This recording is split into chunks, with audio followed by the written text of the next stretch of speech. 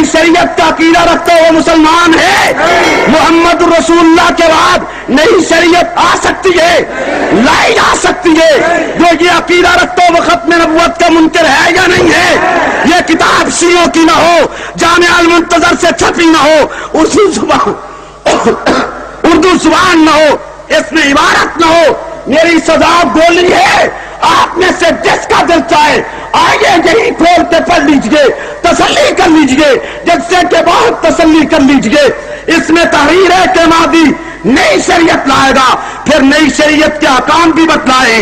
ان میں سے ایک حکم یہ بتلائے کہ ہر 20 سالہ نوجوان جو دین نہیں پڑھے گا مہدی اس کو قتل کر دینے کا آرڈر کر دیں گے. اسی طرح یہ حق الیقین ملا باقر مجلسی کی کتاب میرے ہاتھ میں ہے. اس میں بھی مہدی کے فضائل لکھے گئی کہ امام مہدی کیا کیا کرے گا.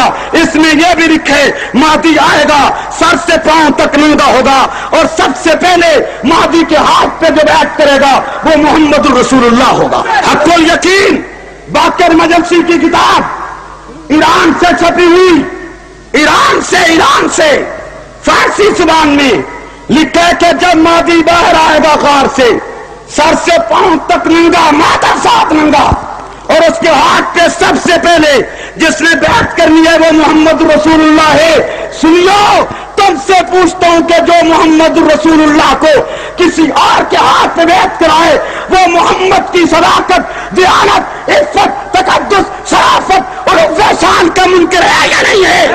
بلند آواز سے بول کے وہ رسول اللہ کی توہین کر رہا ہے یا نہیں کر رہا؟ وہ محمد رسول اللہ کی عظمت کا انکار کر رہا ہے یا نہیں کر رہا؟ خاتم الانبیاء قائد ہیں, کسی کے مقتدی نہیں ہے. یہ خاتم الانبیاء کو مہدی کے ہاتھ پہ بیعت کرا رہا ہے, اور اسی پہ اس کے پیٹ کی مروڑ بند نہیں ہوئی. لکھتا ہے کہ جب مہدی غار سے نکلے گا ایسا کی قبر کھودے گا, ایسا طیبہ کا وجود نکال کر اس کے وجود پہ کوڑے برسائے گا. سنیت مٹ گئی, مولویت مٹ گئی, پیری مٹ گئی, مرشد مٹ گئے, جوان مٹ گئے, شعراء مٹ گئے. سیدہ کائنات طیبہ طاہرہ ام المومنین کے لیے لکھا جائے کہ قبر کھود کے اس کے وجود پہ کوڑے برسائے جائیں گے. تم زندہ کس لیے؟ اطلاع یہ لٹریچر عدالت میں زیر بحث آنا چاہیے یا نہیں؟ اسمبلی میں آنا چاہیے. رشدی کی کتاب آئی ہے تو یہ نہیں آنی چاہیے. یہ اس سے کم کفر ہے, یہ اس سے کم خلافت ہے. یہ بھی آنی چاہیے, یہ نہیں آنی چاہیے. اس لٹریچر کے خلاف بھی جلوس نکلنا چاہیے یا نہیں نکلنا چاہیے؟ یہ لٹریچر صرف ضبط ہونا چاہیے یا مصنفوں کو تختہ دار پہ لٹکنا چاہیے؟ بلند آواز سے ہاتھ کھڑے کر کے بتلائیے. مجھے گالیاں دینا آسان ہے, سپاہ صحابہ پہ تبصرہ کر لینا آسان ہے, لیکن ہمارے موقف کو سمجھنا اور پھر اسے بیان کرنا آسان نہیں. اسی موقف کو بیان کرنے کی بس شیعت نے مجھے 2 مرتبہ 302 کے کیس میں ملوث کیا ہے کہ میں اس طرح تختہ دار پہ لٹک جاؤں. لیکن شیعت کو اور دنیا یہودیت کو یقین ہونا چاہیے کہ قبر کی رات متعین ہے, وقت سے پہلے نہیں آ سکتی, اور میں اس طرح موقف چھوڑا جا سکتا ہے.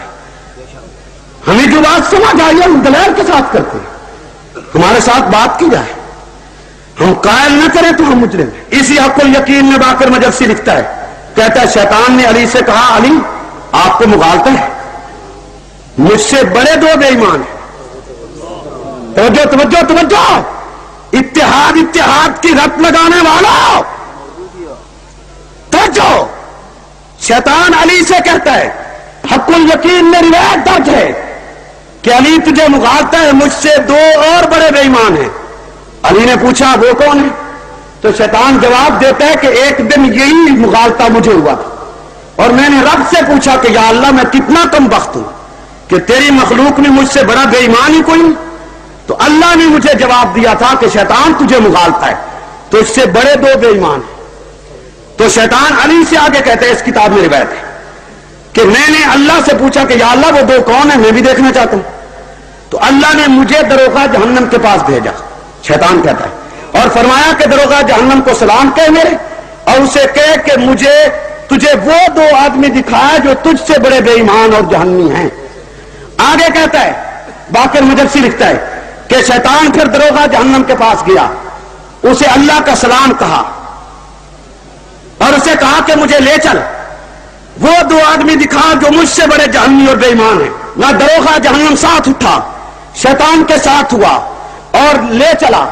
چلتے چلتے آگے لکھتا ہے کہ جہنم کے اس طبقے میں لے گیا کہ جس طبقے میں شیطان سے بڑے دو بے ایمان, بڑے دو بدماش ابو بکر و عمر جل رہے تھے.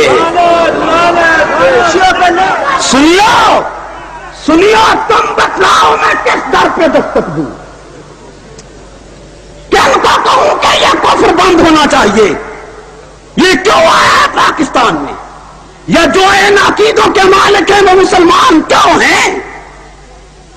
اتنی بڑی گالی اور اتنی بڑی بڑی کتب میں اور اتنی وسیع پیمانے پر ان کی اشاعت اور یہ تمام لٹریچر ایران سے آ رہا ہے, جہاں لا شیعہ ولا سنیہ کا دھوکے پہ مبنی نعرہ بلند کیا جا رہا ہے. یہ وہاں سے سارا لٹریچر آتا ہے.